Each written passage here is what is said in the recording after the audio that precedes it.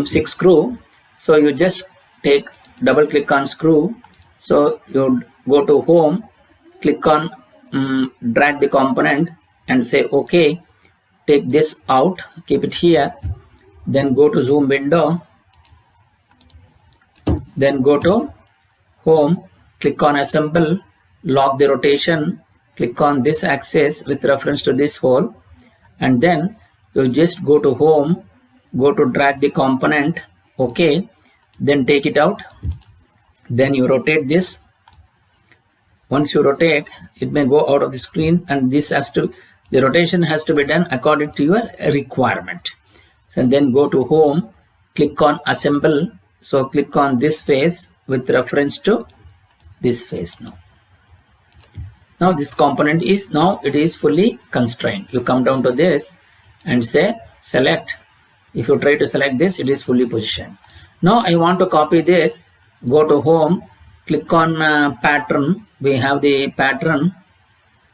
So we have the creates the pattern of long curve. So we have pattern. Click on the item to be included in the pattern. So that is this one. You just click on this. You accept this. Then I need to have, click on the part or sketch which contains the pattern. That is this one. Now we need to click on the patterns. So we have this part. You just click over this and say click on a reference feature in the pattern. You just click on the reference feature, that is this one, and say finish. So this is how you will be able to get the component. So I will just show it again. So then go to, so here go to home, click on pattern. So that is the pattern. Pattern is nothing but creating the number of parts in a regular pattern, that is in a regular systematic way. So here click on the items to include in the pattern. I want to include this screw. You just click on the screw and say OK. Click on the part or sketch which contains the pattern. Click on the part or sketch which contains the pattern means the where these parts has to be located. So these parts has to be located on this. Then click on the pattern. So you just click on the pattern.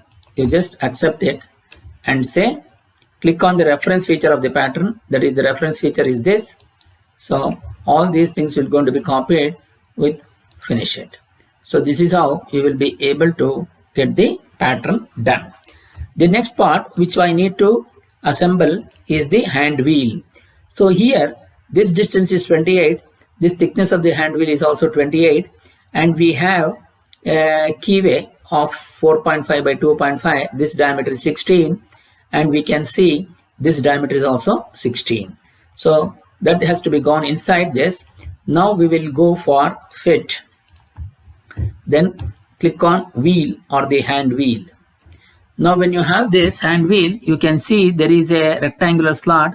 So obviously we cannot clock the rotation because the rectangular slot is now in the horizontal direction, but this rectangular slot is in the vertical direction. So go to home, click on assemble. So come down to flash fit. So this is the flash fit which we do. So you just click on the axis of the hand wheel with reference to the axis of this. So now we have this. Then I need to bring down to this level. So then go to home, click on drag the component and say OK. Then bring it nearer to this point. So as I rotate, you can see this is rotating, and this rotating has to be done so that it will going to be assembled in this direction. So go to zoom window. So as I see, we can see that when you try to drag the component, I will show you again. So they drag the component, OK. Now if you see, this is rotating and it try to keep it now. So I'm going to keep it in this position so that this flat face has to be aligned with this. So go to home, click on assemble. So I want the flash fit again. Of course, by default it is always flash fit. You just click on this rectangular face, has to be aligned with this rectangular face. Now this is aligned now. Now when we try to rotate or drag the component, now when you try to drag the component out, now we see what happens. Now when you try to drag the component, it will only slides, but it won't rotate, because now we have locked that rotation by aligning this plane with reference to this plane.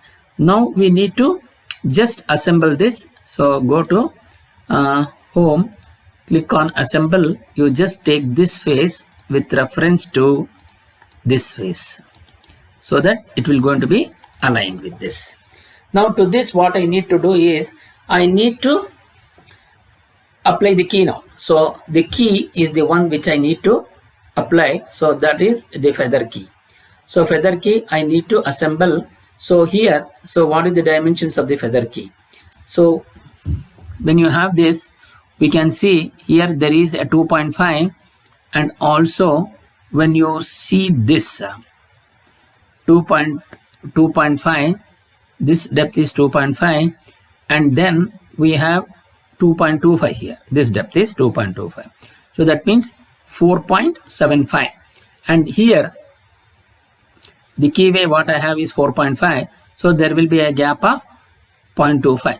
So that means this key has to be fixed inside this screw spindle. So there will be a gap of 0.25 in the wheel. So now we have to apply the feather key. So you just double click on feather key. So it is a rectangle square prism. So I need to align this. So as I want to align this, first you drag the component and say OK. Now you bring this key nearer to this. Now it is not a round part, it is a flat part. So assembling of this portion is a little bit tricky, but it is possible to do that. So here, if you see, the key width is 28, wheel depth is also 28. So exactly it will going to match. So to do that, so first I will try to assemble this. Go to home, click on assemble. I will take this top portion has to be aligned with the top portion of this.